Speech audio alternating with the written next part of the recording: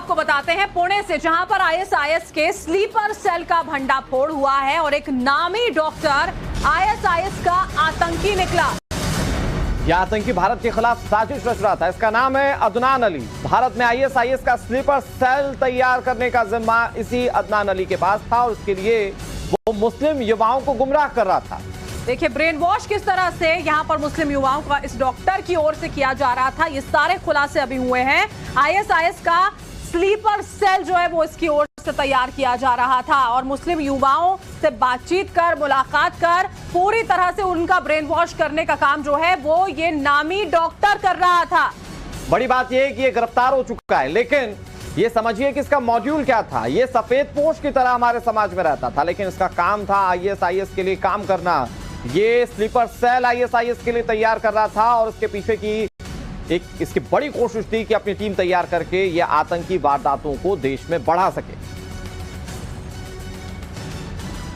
Maharashtra ISIS module में NIA को एक बहुत बड़ी कामयाबी अपने हाथों में लगी है, जहां पर इस पूरे प्रकरण के अंदर उन्होंने 5वें व्यक्ति अदनान अली को गिरफ्तार किया है पुणे के कोंडवा में उसके घर से।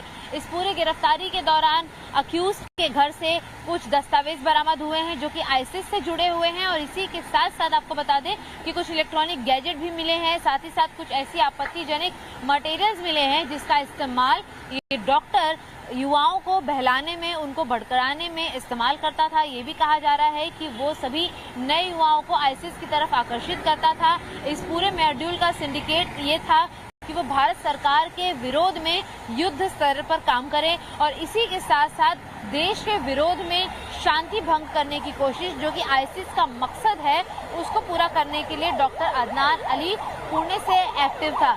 इसके पहले जून के महीने में भी एनआईए द्वारा कुछ लोगों की गिरफ्तारी की गई थी और अब इस पूरे महाराष्ट्र आईसिस मॉड्यूल में ये 5वीं गिरफ्तारी की गई है, जिसमें जो आईसिस के डॉक्यूमेंट मिले हैं और जो इलेक्ट्रॉनिक गैजेट मिले हैं उसको खंगाल कर एनआईए और भी ज्यादा लोग जो इस पूरे मॉड्यूल और सिंडिकेट में जुड़े हैं उनकी शिनाख्त करेगी और इस जांच को आगे बढ़ाएगी।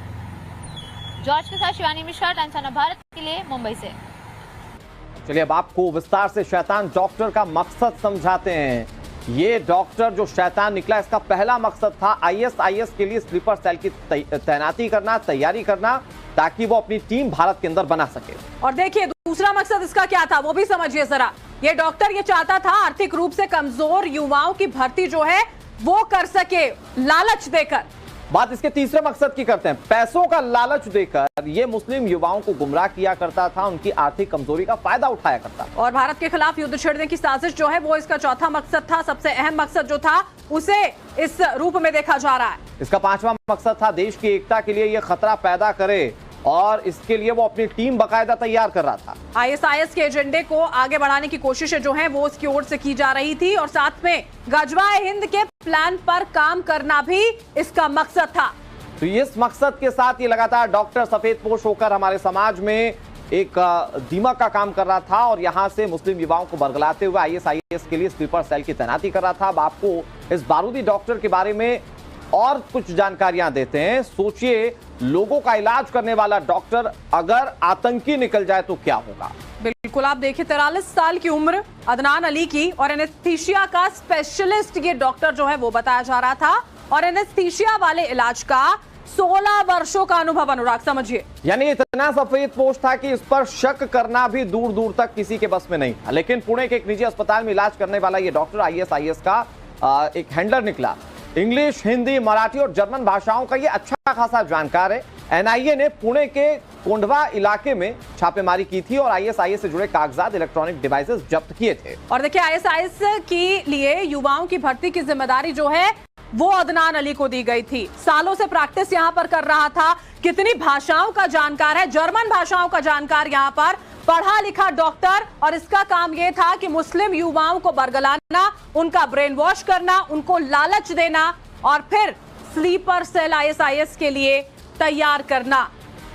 और सवाल यह है कि देश में ऐसे कितने सफेद पोश हैं जो इस तरह से काम कर रहे हैं। हमारे साथ शिवानी जुड़ गई हैं। शिवानी, सबसे पहले तो बताइए कि क्या मोड ऑफ एक्शन था जिसके बाद एनआईए की टीम इस डॉक्टर तक पहुंच पाई, क्योंकि अच्छा खासा सफेद पोश था, इस पर शक की गुंजाइश कहीं नजर नहीं आती थी। बिल्कुल, आप देखिए 43 साल की उम्र अदनान अली की और एनेस्थीसिया का स्पेशलिस्ट ये डॉक्टर जो है वो बताया जा रहा था और इस पूरे मॉड्यूल में ये 5वीं गिरफ्तारी की गई है, जिसमें जो आईएसआईएस का स्लीपर सेल तैयार करने का काम था वो आईएसआईएस के द्वारा किया जा रहा था। देखिए यहाँ पे बहुत इंटरेस्टिंग कड़ी है पूरे एनआईए की जांच में, क्योंकि इसके पहले भी पुणे, ठाणे और मुंबई से 4 लोगों को गिरफ्तार किया गया था 3 जुलाई को, और इन्हीं चारों में से एक व्यक्ति इस डॉक्टर का रिश्तेदार है।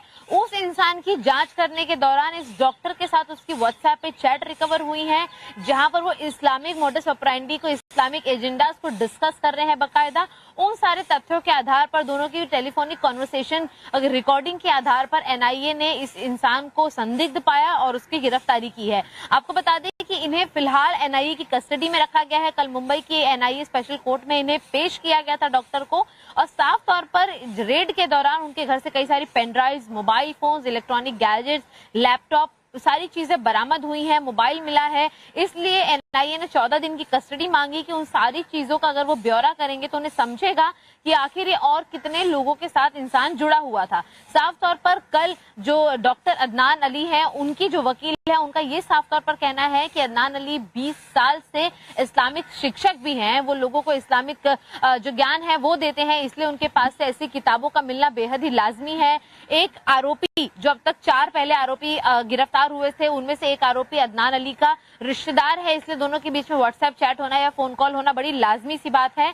लेकिन जितने भी चैट्स रिकवर हो रहे हैं, इलेक्ट्रॉनिक गैजेट रिकवर हो रहे हैं, किताबें रिकवर हो रही हैं, उसके अंदर आईसिस का जो एंगल है वो एनआईए के हाथों में लगा है, क्योंकि ये कोई नॉर्मल महज इस्लामिक किताबें नहीं है, वो तो है ही, और उसके अलावा आईसिस मॉडल की स्टडी की जा रही थी, ऐसा आरोप एनआईए द्वारा लगाया गया है, जिसके लिए कस्टडी ली गई है। ये बड़ी अहम बात इसलिए हो जाती है क्योंकि पुणे का ये जो एरिया है, वहां पर एक हब की तरह इसको स्प्रेड करने के लिए काम किया जा रहा था। कई युवाओं को बरगलाकर उन्हें आईसिस के मॉडल के अंदर जोड़ने की तैयारी यहाँ पर शिवानी, जब इतने सालों से इसी काम में ये शख्स लगा हुआ था, न जाने कितने युवाओं को अब तक बरगला चुका होगा, उनका ब्रेन वॉश कर चुका होगा, न जाने किस काम में उनको अब तक वहां पर चैनलाइज कर दिया होगा। अब जब पूछताछ होगी सारी चीजें सामने आ जाएंगी। बहुत बहुत शुक्रिया शिवानी हमारे साथ जुड़ने के लिए।